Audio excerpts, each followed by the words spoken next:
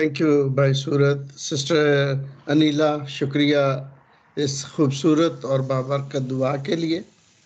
यीशु मसीह में तमाम बहन भाइयों को जो इस वक्त मुझे सुन रहे हैं, उन सब की को उन सब की यीशु मसीह में सलामती हो और खुदावंद का शुक्र करते हैं उसकी सब मेहरबानियों के लिए, उसकी मोहब्बत के लिए, उसके प्यार के लिए, उसकी शफकत के लिए कि खुदावंद हर रोज़ हमारा ख्याल रखता है। वो हर रोज़ हमें जिस्मानी और रूहानी बरकत बख्शता है। हर रोज़ हमें ताकत और कुव्वत देता है ताकि हम उसके नाम के लिए, उसके जलाल के लिए इस्तेमाल हो सके। बेशक इस दुनिया में रहते हुए दुख, मुसीबतें, बीमारियां, परेशानियां, तंगहाली अक्सर हमें घेरे रखती है, लेकिन खुदावंद के वादों पर हम पूरा एतमाद कर सकते हैं क्योंकि उसके वादे सच्चे और बरहक है। उसने फरमाया, मैं दुनिया के आखिर तक हमेशा तुम्हारे साथ हूँ। और जब उसने अपनी जान ही को हमारे लिए दरेग ना किया तो खुदावंद का कलाम हमें बताता है कि वो दूसरी बरकत हमें क्यों कर अदा ना करेगा। इसकी वजह यह है कि खुदावंद हमें प्यार करता है, उसने हमारा फिदिया दिया है, उसने अपने नाम की खातर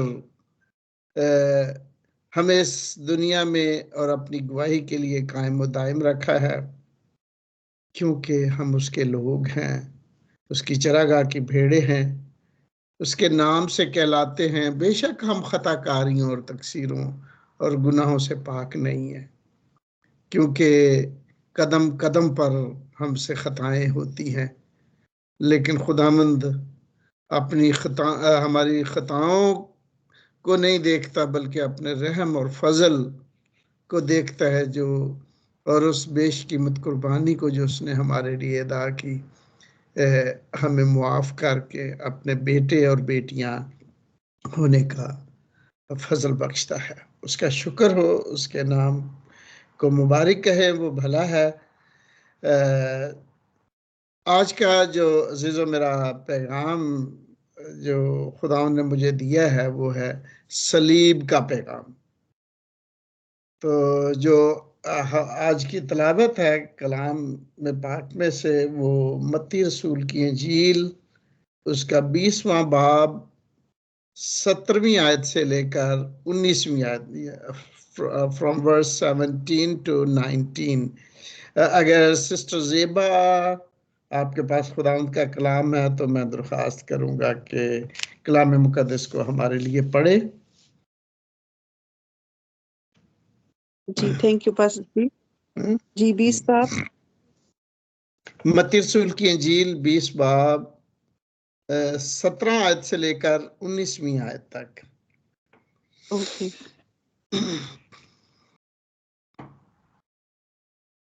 आइए हम खुदावंद के जिंदगी बख्श कलाम में से पढ़ेंगे मुकद्दस मत्ती की इंजील उसका 20 बाब 17 से 19 आयत तक आयत मुकद्दसा खुदावंद के जिंदगी बख्श कलाम में से सुनेंगे। और यरूशलेम जाते हुए यीशु 12 शागिर्दों को अलग ले गया और राह में उनसे कहा, देखो हम यरूशलेम को जाते हैं और इब्ने आदम सरदार कहनों और फकीहों के हवाले किया जाएगा और वो उसके कत्ल का हुक्म देंगे और उसे गैर कौमों के हवाले करेंगे ताकि वो उसे ठट्ठों में उड़ाएं और कोड़े मारे और मसलूब करें और वो तीसरे दिन जिंदा किया जाएगा। खुदावंद के कलाम के पढ़े और जिंदा सुने जाने पर खुदा उनकी खास बरकत हो। आमीन। आमीन आमीन। अजीजों, हम यहाँ देखते हैं कि खुदावंद यीशु मसीह पहले ही से अपने शागिर्दों पर वाजे कर देते हैं कि उनके साथ क्या होने वाला है। उस वक्त में मुजरम को सलीब दिया जाना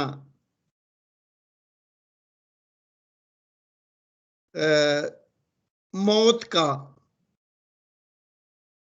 जो है वो पैगाम था।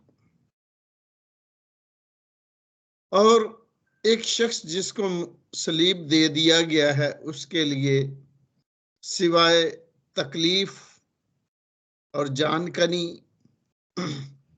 और मौत के सिवा और कोई चारा नहीं होता था। वो शख्स हुकूमत की नजर में और कौम की नजर में और मजहबी रहनुमाओं की नजर में वो शख्स मलाउन, यहां तक कि खुदा की नजर में भी वो शख्स मलाउन होता था।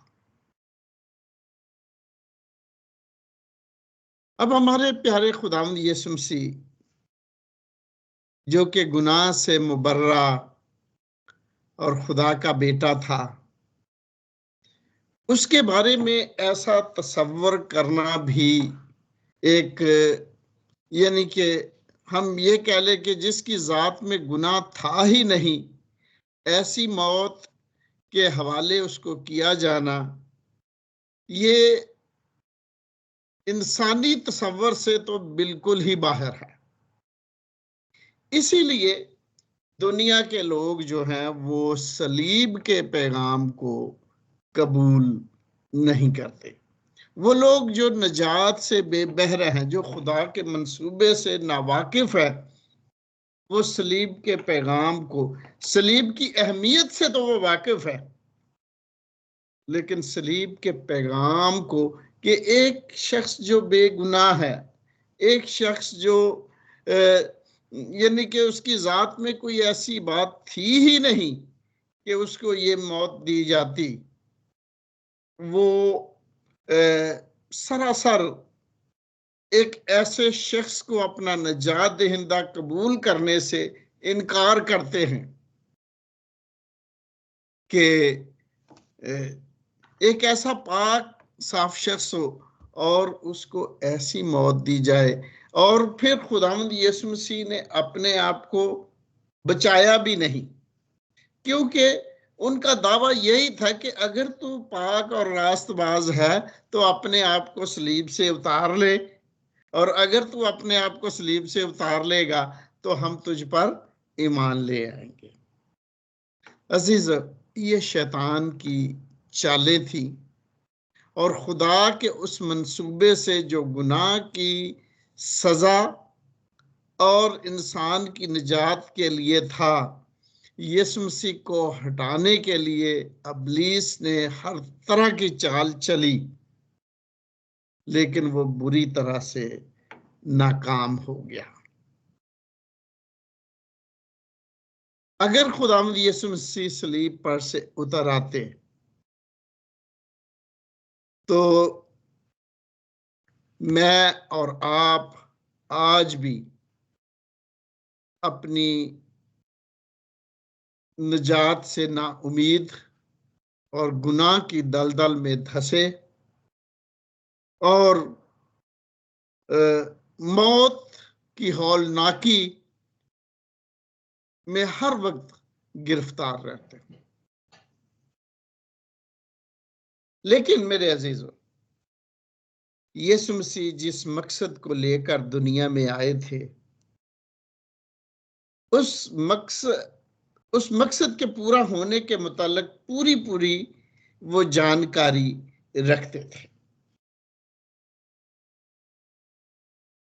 खुदावंद यीशु मसीह खुद खुदा और खुदा का बेटा होने के नाते से अपनी जमीनी खिदमत के तमाम नशेब फराज से पूरे तौर पर वाकिफ थे। इसलिए कि वो इंसान होने के अलावा वो कादर मुतलक खुदा भी है। यीशु मसीह को किसी और ने नहीं बतलाया कि उसके साथ क्या होने वाला है, बल्कि खुदावंद यीशु ने बजाते खुद अपने शागिर्दों को बताया कि उसके साथ क्या होने वाला है। यहां तक कि यहूदा अस्करियोती जो उसको पकड़वाने वाला था, जो फकियों फरीसियों के साथ और शरा के आलमों के साथ मिला हुआ था, उसने भी किसी को नहीं बताया कि मैं यीशु के साथ क्या करने वाला हूं। और मेरे अजीजों, जो यीशु के साथ होने वाला था उसका नतीजा क्या निकलेगा, खुदावंद ने पहले ही से अपने शागिर्दों को, अपने लोगों को, अपने फॉलोअर्स को बता दिया। और जो कुछ उसने कहा वो लफ्ज बलफ्ज पूरा हुआ। इसलिए कि यीशु मसीह सरतापाक सच्चाई है, उसमें झूठ की कोई गुंजाइश नहीं है। उसने झूठ पर बड़ी जबरदस्त तनकीद की, और अबलीस जो झूठा और झूठ का बाप है उस पर सख्त तनकीद की। लेकिन अपने बारे में उसने कहा कि राह, हक और सच्चाई मैं हूं। यीशु मसीह का तकिया कलाम था कि वो जब बात करते थे तो वो ये कहते कि मैं तुमसे सच सच कहता हूं। यीशु मसीह के कलाम में किसी तरह की कोई मुबालगा आराई नहीं थी। अजीजों, खुदावंद यीशु मसीह की मसलूबियत के मुतालिक खुदावंद का बंदा पतरस रसूल कुछ इस तरह रकम तराज है, इस तरह लिखता है। आइए, अगर खुदावंद का कलाम आपके पास है तो मेरे साथ निकाले। अमाल 2 बाब उसकी 22वीं से 24वीं आयत तक। अगर किसी के पास खुदावंद का कलाम है और वो पढ़ने की ख्वाहिश रखता है तो जरूर पढ़े। अमाल 2 जी बाब बस जी मैं 22वीं। जी जी।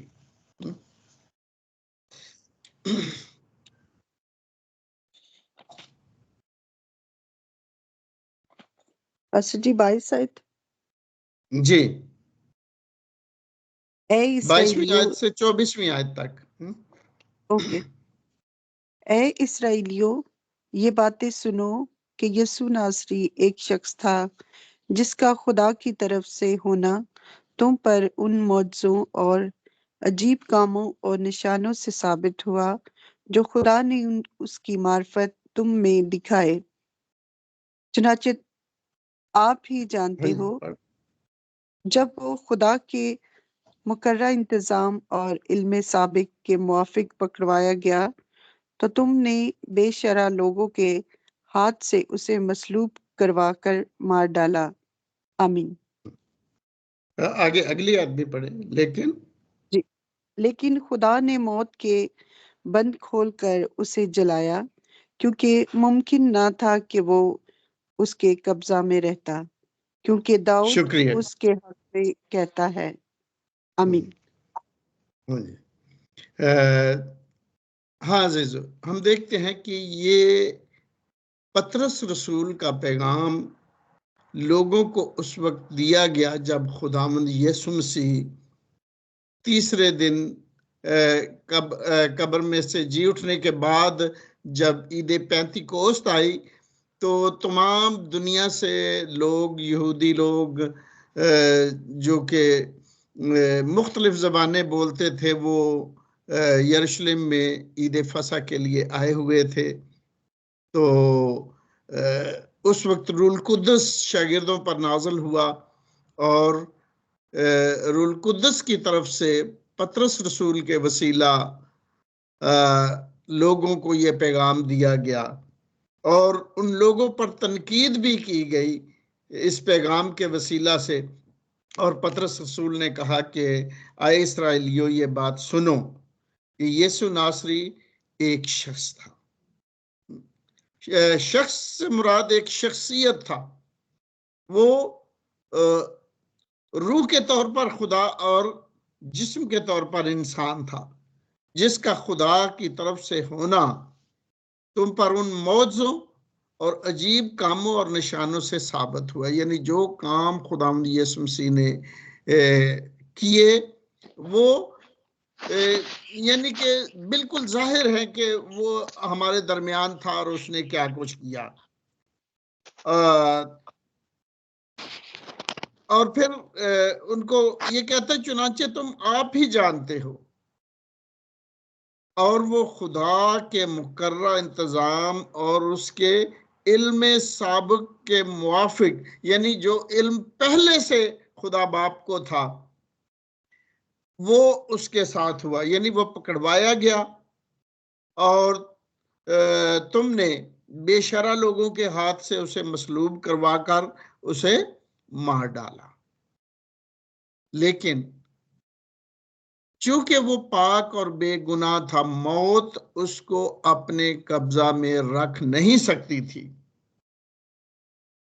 इसलिए खुदा ने मौत के बंद खोलकर उसे जलाया, क्योंकि मुमकिन ना था कि वो उसके कब्जा में रहता। तो हम देखते हैं कि खुदावंद यीशु मसीह ने मौत सहकर, सलीब का दुख बर्दाश्त करके हमारा फिदिया दिया। दरअसल वो मौत और वो दुख जो तमाम शरीरों के लिए है, यीशु मसीह ने उस जहन्नम का पूरा नजारा जो है वो सलीब के ऊपर किया, जो गुनहगारों के लिए है।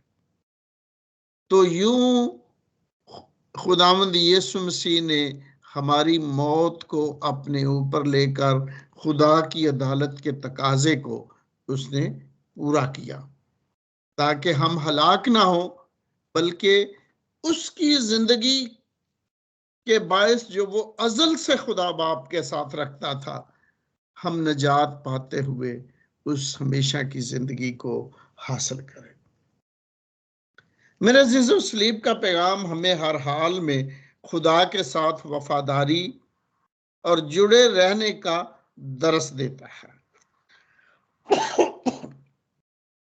सॉरी, चाहे दुख हो, मुसीबत हो, अजारसानी हो या मौत का सामना हो, सच्चाई पर कायम रहना और खुदावंद खुदा के साथ जुड़े रहना, ये सलीब का पैगाम है। मसीह खुदावंद ने हमारी खातर, हमारे गुनाहों की खातर सलीब उठाई और हमें मसीह खुदावंद के नाम की खातर सलीब उठानी है। जब हम उसके नाम की खातर सलीब उठाते हैं तो इसका मतलब है कि जो अहद वफादारी का हमने उसके साथ किया, जैसे यीशु मसीह ने खुदा बाप के साथ वफादारी का अहद किया और उस सारे मंसूबे को मुकम्मल किया, क्योंकि बागे अदन में यीशु मसीह पर आजमाइश आई कि वो इस मंसूबे से हट जाएं, इसलिए 3 बार उन्होंने दरखास्त की कि आए बाप, अगर ये हो सका, अगर ये हो सके तो ये प्याला मुझसे टल जाए। लेकिन फिर उन्होंने यही दुआ की कि आए बाप, मेरी मर्जी नहीं बल्कि तेरी मर्जी पूरी हो। जब हम पर अज़ारसानी आती है तो उस अज़ारसानी में ये जरूर कहा जाता है कि आप मसीह का इनकार कर दो तो आप बचे रहोगे, नहीं करोगे तो आप मरोगे। लेकिन यीशु मसीह ने जैसे बाप के साथ वफादार रहा, इसी तरह हम जो उसके फॉलोअर हैं, हमने उसके साथ वफादार रहना है। हमने सलीब का दुख उठाना है, हमने सलीब के दुख को बर्दाश्त करके अपनी जान देने तक उसके साथ वफादार रहना है, क्योंकि इस वफादारी का अजर बहुत बड़ा है। अजीजों, यीशु मसीह ने सलीब उठाई और उसको वो नाम खुदा बाप ने बख्शा जो सब नामों से आला है, और वो कब्र में से जिंदा होकर खुदा की दाहिनी तरफ बाप के तख्त पर जा बैठा। हालेलुया। मेरे अजीजों, और कलाम मुकद्दस बताता है कि हुकूमतें और सल्तनतें और इख्तियारात और सब कुछ उसके हवाले किए गए, और वो रास्ते से तमाम जहान की अदालत करेगा।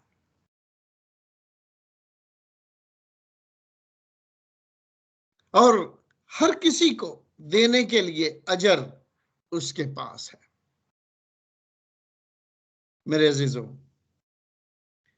जिस तरह वो सलीब उठाकर अपने आसमानी बाप के साथ वफादार रहा, इसी तरह वो ये चाहता है कि जिनका फिदिया उसने अपने खून से देकर उन्हें गुनाह और मौत के बंधनों से आजाद किया है,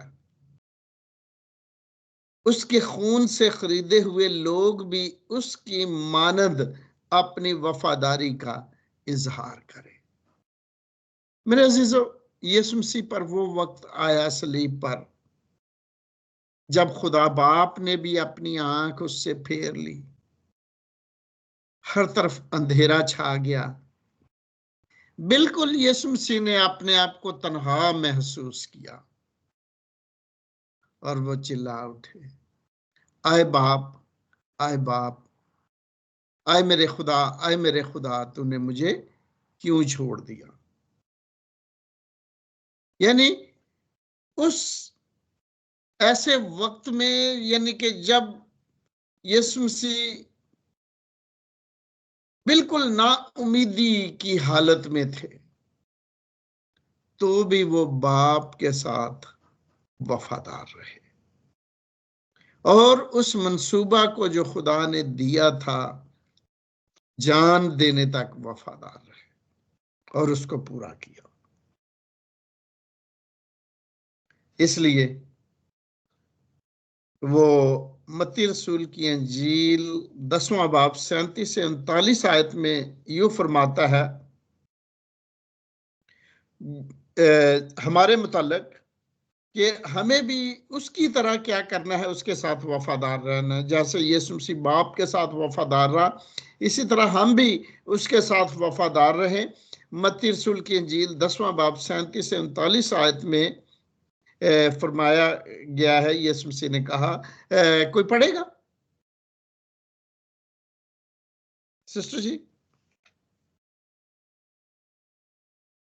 चलो मैं पढ़ता हूं। लिखा है, जो कोई बाप या मां को मुझसे ज्यादा अजीज रखता है वो मेरे लायक नहीं।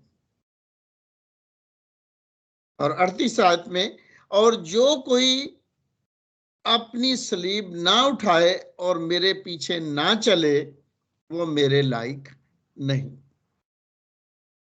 जो कोई अपनी जान बचाता है उसे खोएगा, और जो कोई मेरी खातिर अपनी जान खोता है उसे बचाएगा। ये है मेरे अजीजों नतीजा वफादारी का। हमें अपनी जान को अजीज नहीं रखना, अपने माल को अजीज नहीं रखना, अपने घराने को, अपने बाल बच्चों को, माँ बाप को अजीज नहीं रखना, बल्कि सबसे बढ़कर अहमियत मेरे और आपके मुनंजी खुदावंद यीशु मसीह की है, क्योंकि उसके साथ वफादारी हमें हमेशा की जिंदगी की तरफ ले जाती है। इसी तरह मत्ती रसूल की अंजील 16वां बाब 26 से 27वीं आयत में खुदावंद ने फरमाया है, और अगर आदमी सारी दुनिया हासिल करे और अपनी जान का नुकसान उठाए तो उसे क्या फायदा होगा। इस दुनिया का मालो दौलत आर्जी है। आर्जी किस लिए है? चाहे आपके खजाने भरे हुए क्यों नहीं है, लेकिन आपकी जिंदगी जो है वो महदूद है। एक दिन आपने सब कुछ यहीं छोड़कर चले जाना है, क्योंकि कलाम मुकद्दस के मुताबिक इंसान अपनी माँ के पेट से खाली हाथ और खाली जिस्म आया, यानी उसके जिस्म पर, उसके तन पर कपड़े भी नहीं थे, नंगा आया, और ऐसे ही उसको क्या करना है, वापस जाना है। तो इसलिए जो कुछ दुनिया में रहते हुए हम कमाते जमा करते हैं, वो हम दूसरों के लिए छोड़ जाते हैं, और उस सारी मेहनत से जो हमने की, हमें कुछ भी फायदा नहीं। इसलिए खुदा फरमाते हैं कि अगर आदमी सारी दुनिया हासिल करे और अपनी जान का नुकसान उठाए तो उसे क्या फायदा होगा, या आदमी अपनी जान के बदले क्या देगा। और खुदा ने फरमाया, क्योंकि इब्ने आदम अपने बाप के जलाल में अपने फरिश्तों के साथ आएगा, उस वक्त हर एक को उसके कामों के मुताबिक बदला देगा। जो कुछ इस दुनिया में रहते हुए हमने किया है, बुरा या भला या कैसा भी, उसका बदला खुदावंद के पास है। अच्छे कामों का अच्छा बदला है, बुरे कामों का बुरा बदला है, क्योंकि वो रास्तबाजों से कहेगा, आए मेरे बाप के मुबारक लोगों, तुमने, जब मैं भूखा था तुमने मुझे खाना खिलाया, प्यासा था पानी पिलाया, नंगा था कपड़ा पहनाया, बीमार था मेरे पास आए, कैद में था तो तुमने मेरी खबर ली। तो उनके लिए ये अल्फाज होंगे कि मेरे बाप की बादशाही तुम्हारे लिए है, मेरी खुशी में शामिल हो। लेकिन शरीरों से वो क्या कहेगा कि आए शरीरों और बदकारों, मेरी निगाह से उस हमेशा की आग में चले जाओ जो अबलीस और उसके फरिश्तों के लिए तैयार की गई है। वो इंसानों के लिए नहीं, बल्कि शयातीन के लिए तैयार की गई है। लेकिन वो जो शयातीन के फॉलोअर हैं, जो शयातीन के पीछे लगकर खुदा के कलाम की परवाह नहीं करते, जो खुदा के कलाम से दूर हैं, उनका हिस्सा भी शयातीन के साथ ही होगा।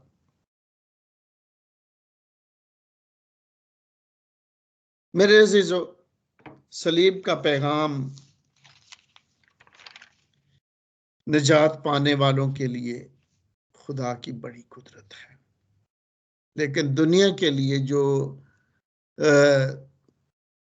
अपनी निजात से बेखबर हैं, खुदा के मंसूबे से बेखबर हैं, वो, उनके नजदीक खुदा का पैगाम या सलीब का पैगाम बेकदरी और बेवकूफी है।